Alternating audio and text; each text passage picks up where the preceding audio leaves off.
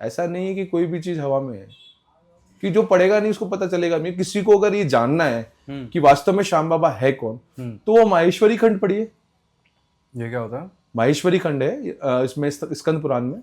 अच्छा। उसमें माहेश्वरी खंड का भी कौमारी खंड है, उसमें वो पढ़ना चाहे तो पढ़ सकता है पूरा श्याम बाबा के बारे में, कि कहाँ से आए, कैसे आए, सब कुछ मिल जाएगा आपको उसमें।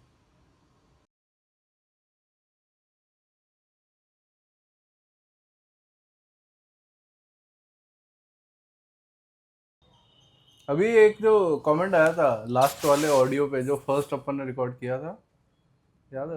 खाटू श्याम के ऊपर ही जो फर्स्ट रिकॉर्ड किया था, उस पर कमेंट आया था जिसने बोला था कि खाटू श्याम एक्चुअली कोई देवता वगैरह नहीं है, हम किसी प्रेत की पूजा कर रहे हैं। हाँ, वो एक किसी बेवकूफ ने कहा था कि उसने अपने ही चैनल का लिंक भी डाला है वीडियो का। हाँ हाँ, उसका जवाब दिया है मैंने दिया है उसका जवाब, और मैंने पूरा स्कंद पुराण से निकाल करके पूरे श्लोकों के साथ जवाब दिया है उसका, वहीं पे ही। हाँ, उसी के लिंक के ऊपर ही दिया है जवाब मैंने। जो उसने एक पिक्चर बनाई थी, मुझे नहीं लगता वो सनातनी है। अगर सनातनी होता तो उस तरह की बात नहीं करता। ओके। वो क्वेश्चन उठा सकता है, लेकिन किसी भी धर्म के, किसी भी आस्था के केंद्र को गलत नहीं कह सकता अगर सनातनी है तो। पहली चीज उसने कही थी कि खाटू के राजा ने को पता था मैं मर जाऊंगा तो, मैं प्रेत योनि में जाऊंगा तो मुझे कोई पानी देने वाला, खाना देने वाला नहीं होगा, तो उसने अपना मंदिर पहले बना दिया, क्योंकि उसने कुछ पढ़ा नहीं था, उसने केवल हवा में बात करी थी। हुआ क्या था एक्चुअली तो खाटू जो जगह है, इस पे जो जगह थी जहाँ पे राजा का राज था, क्या नाम था राजा? खाटू ही राजा। खटांग जगह का नाम है। खटांग जगह का नाम है, वहाँ के खाटू राजा थे। खाटू राजा नहीं थे, खाटू बाद में खटांग से खाटू हो गया ये। अच्छा, तो खटांग के जो राजा थे, हाँ, वो उस समय एक नॉर्मल जो चल रहा था, जो भी गांव का सभ्यता चलती है, वहां से लेके मंदिर बनाने तक के बीच की स्टोरी क्या थी? मतलब वो मंदिर क्यों बनाया बेसिकली? हाँ, उसमें ये था कि जब युद्ध समाप्त हो गया और भगवान ने उनको, कृष्ण भगवान ने वरदान दे दिया कि आप कलयुग में श्याम नाम से पूजोगे, आपके पास में मेरी सारी कलाएं होगी, जो भी आपके पास में हार करके आएगा वो आपको उसके जो भी मनोकामना होगी वो पूर्ण करोगे आप। उस पूरे को रिलेट ऐसे है कि वो जो शीश था वो नदी में बह करके आया था।